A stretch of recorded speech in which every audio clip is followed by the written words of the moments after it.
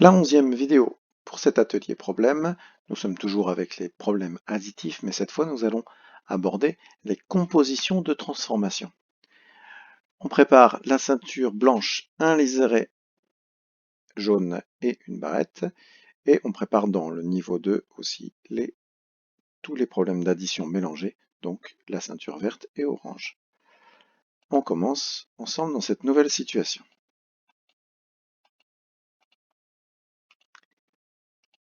Voici une situation pour bien comprendre ce qu'est la composition de transformation. Clément a gagné 8 billes ce matin, puis en a perdu 5 cet après-midi.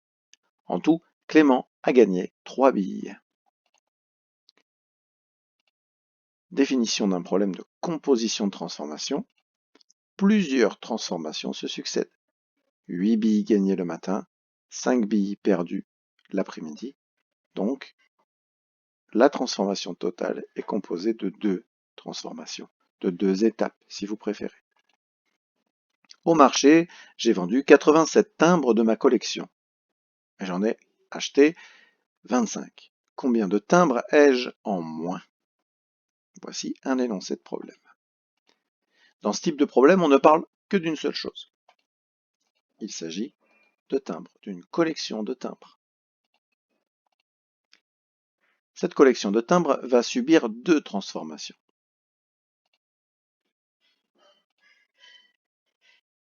On regarde dans le texte, la première transformation, on a 87, la donnée numérique, puis on a le verbe vendu qui nous indique ce qui s'est passé.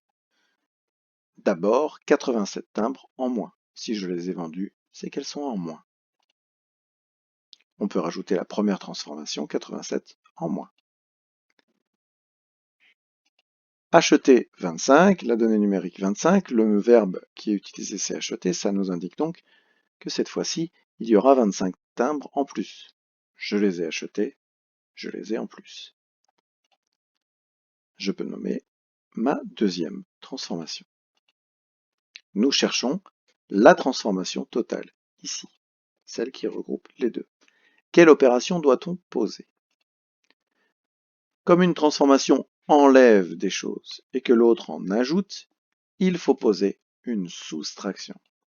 Le plus grand nombre moins le plus petit. Quelle opération doit-on poser? 87 moins 25, 62. Dans cette opération, je vois bien que le 87 est plus grand que le 25, donc ma transformation finale sera bien quelque chose en moins. J'ai 62 timbres en moins. J'en ai beaucoup plus vendu que j'en ai acheté. Nous cherchons la transformation totale dans cette vidéo. Je connais les 2 transformations, je cherche ce qui a changé en tout. Si les 2 transformations ajoutent des choses, on va faire une addition. La transformation totale est en plus. J'en ai gagné tant, j'en regagne autant, en tout. Ça plus ça, j'ajoute, c'est en plus. Si les 2 transformations enlèvent des choses, c'est aussi une addition. J'ai perdu ça, j'ai perdu ça. Ce que j'ai perdu en tout, c'est ça plus ça. La transformation totale est en moins, cette fois-ci. Si, comme dans le cas que l'on vient de voir, une transformation enlève des choses et que l'autre en ajoute, alors on fait une soustraction. On fait le plus grand nombre moins le plus petit. La transformation totale peut être soit en plus, soit en moins, selon les cas. Justement, voyons d'autres cas. Dans un vase, j'ai enlevé 4 fleurs fanées avant-hier et 8 fleurs fanées hier. Combien de fleurs ai-je enlevé? Toujours la première partie est de bien lire et de bien comprendre. Ici, il s'agit de fleurs qui sont dans un vase. On enlève des fleurs fanées. Le vocabulaire fanées, ce sont des fleurs qui sont pourries, si vous préférez. Ici, on parle de fleurs, simplement, donc on parle que d'une chose. Les 2 transformations sont d'abord 4 fleurs que l'on a enlevées. Je repère le verbe qui va me guider. Le mot fané m'aide aussi. 4 fleurs en moins. je note ma première étape. 8 fleurs fanées aussi, il faut comprendre que ces 8-là sont fanées, donc on va aussi les enlever. Ensuite, 8 fleurs en moins. 4 en moins, 8 en moins, j'ai les deux étapes, les deux transformations.